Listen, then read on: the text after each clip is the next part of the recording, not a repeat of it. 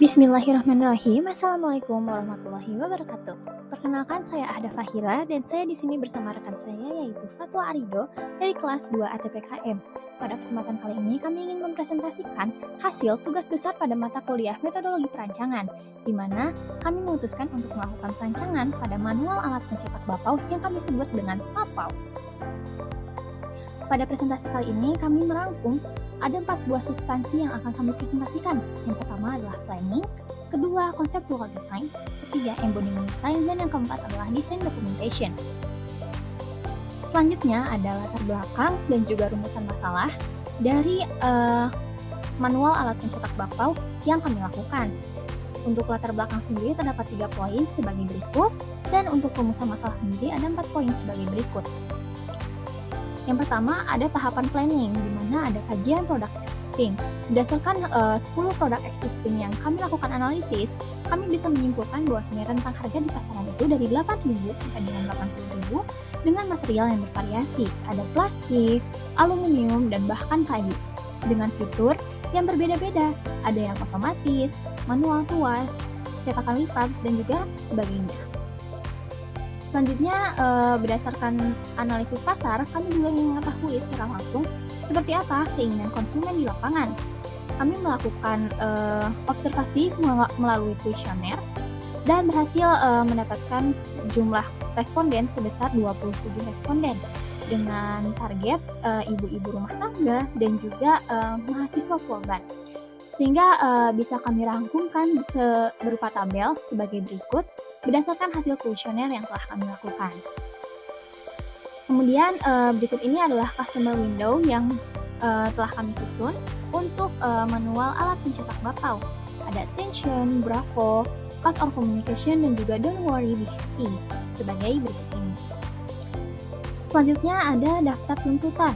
Untuk daftar tuntutan sendiri bisa kami rangkum setelah kami lakukan analisis pasar, keinginan konsumen, kemudian kami berusaha mempelajari dari jurnal, seperti apa sih material yang memang cocok untuk makanan, dan juga berdasarkan produk-produk yang memang ada juga di pasaran.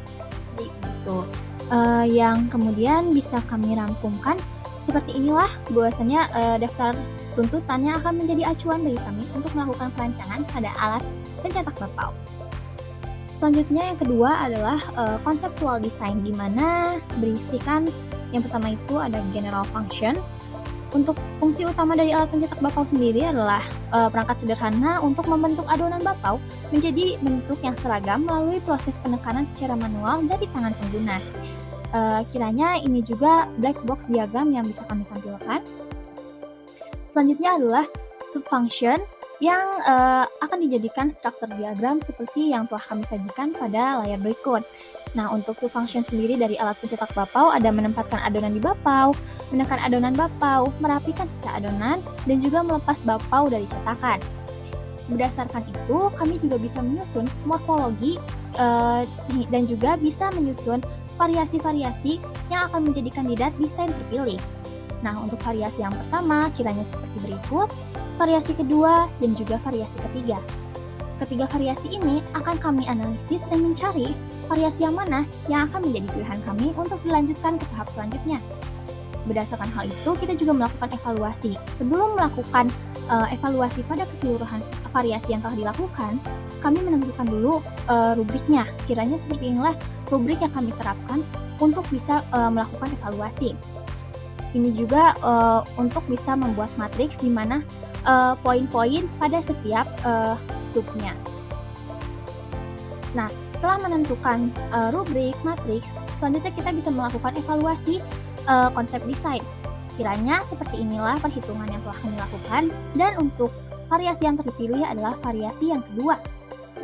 Nah, selanjutnya adalah chosen design. Setelah berdasarkan dari hasil evaluasi konsep desain tadi, variasi kedua ini terpilih karena dianggap paling efisien, mudah digunakan, menghasilkan bentuk bapau yang paling konsisten.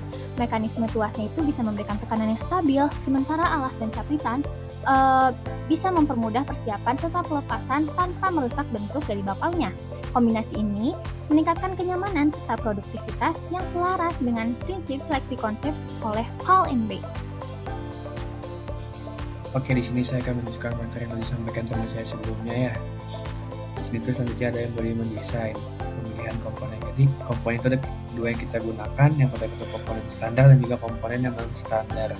Untuk komponen standar yang kita gunakan itu ada dua, capitan dan juga karet anti slip. Untuk komponen non standar yang kita gunakan ada tiga. Yang pertama itu engsel dan pin, yang kedua itu bodi utama atas, yang ketiga itu bodi utama bawah. Selanjutnya ini ada perhitungan pada komponen. Jadi kita tuh melakukan perhitungan pada beberapa komponen gitu untuk mengetahui aman atau tidaknya gitu pada komponen itu. Setelah kita melakukan perhitungan pada bodi utama ini, hasilnya aman, pada engselnya aman, pada bodi utama atas aman, pada bodi utama bawah juga aman. Oke, selanjutnya ini ada bill of material. Jadi di sini tuh ada 6 komponen ya. Yang pertama itu ada engsel, pin engsel, capitan, bodi utama atas, bodi utama bawah, dan juga pad anti slip. Untuk material engsel, pin engsel, bodi utama atas, bodi utama bawah itu menggunakan PP full grade, sedangkan capitan memakai plastik, dan juga pad anti slip ini menggunakan karet SBR. Di sini juga standar dimensinya ini satu pieces semua. Oke, selanjutnya ada daftar harga dan toko. Jadi kita tuh mencari referensi gitu per komponennya di online shop gitu ya. Jadi setelah kita dapatkan itu kayak yang pertama ini komponen engsel dengan material PP Kudret ini harganya 22.000. Pin engsel ini harganya 22.000 juga. Capitan harganya 420 perak. Bodi utama atas ini harganya 22.000 juga. Bodi utama bawah juga harganya 22.000. Pad anti slip itu harganya 500 perak. Jadi kira-kira biaya untuk mengumpulkan biaya untuk membuat satu alat penyetak bapau ini sekitar 88.920 perak. Oke, selanjutnya ini ada kajian aspek desain. Yang pertama ini ada fungsional, ergonomi, keterbuatan, dan kerakitan. Dan juga ada perawatan, lingkungan, ekonomi, dan estetika. Bisa dibaca ya. Selanjutnya ini ada bill of quantity. Bill of quantity ini kira-kira sama yang sebelumnya daftar harga dan toko. Cuman di daftar harga dan toko itu kan belum dijelasin jumlahnya. Jadi engsel ini satu pieces harganya 20.000, pin engsel ini satu pieces harganya 22.000 juga, capitan ini satu pieces harganya 420 perak, bodi utama atas ini satu pieces harganya 22.000, bodi utama bawah satu pieces harganya juga 22.000, dan yang terakhir ini pad anti slip. Jumlahnya itu 2 pieces 1.000, berarti satu piecesnya itu sekitar 500 perak. Oke, selanjutnya ini ada desain documentation. Yang pertama itu ada 3D modelingnya. Jadi ini tuh gambar 3D modeling sudah saya buat dan juga teman saya buat. Ini juga 3D modeling sama. Selanjutnya ini ada desain dokumentasi dari 2D drawingnya. Bisa dilihat ada landasan, tuas, pin, alasnya. Selanjutnya itu kesimpulan. Jadi perancang ini dilakukan mulai dari analisis pasar, kebutuhan konsumen, hingga desain akhir. Produk existing ini memiliki kekurangan pada ergonomi, konsistensi bentuk, higienitas, dan juga perawatan. Desain terpilihnya itu pada variasi 2 ini memakai mekanisme tuas untuk tekanan lebih stabil dan hasil cetakan lebih seragam. Material PP Kudret ini dipilih karena aman, ringan, higienis, dan mudah diproduksi massal. Hasil perhitungan teknis pada gaya tekan rendah, engsel kuat, dan bodi stabil dengan alas anti slip. Alat yang dirancang juga efisien, higienis, ergonomis, dan ekonomis sesuai untuk rumah tangga dan UMKM. Dan yang terakhir ini desain ini menjadi alternatif unggul karena lebih praktis dan menghasilkan bentuk toko yang konsisten. Mungkin itu saja yang bisa saya sampaikan, teman saya sampaikan. Kurang lebihnya mohon maaf. Wassalamualaikum warahmatullahi wabarakatuh.